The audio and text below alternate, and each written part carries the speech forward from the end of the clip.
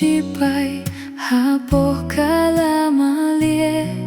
ngan kong usiem iu jisu utrai ubahaklie ngan shim ka jingkieng atyar balah bandayanga bangan yo long siarta Shipai ubabha trai babha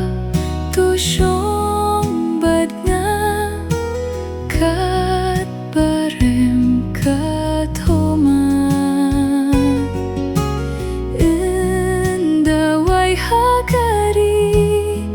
jing shai ngan shong halakarta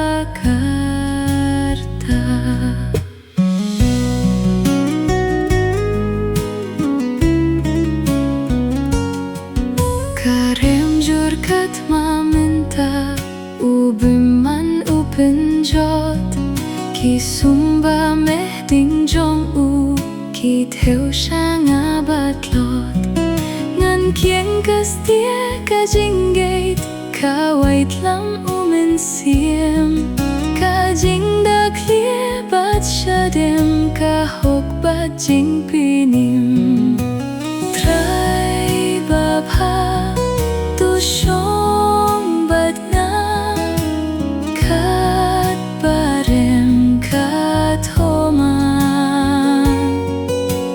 inda wai hakari jing shai ngan shong halakarta.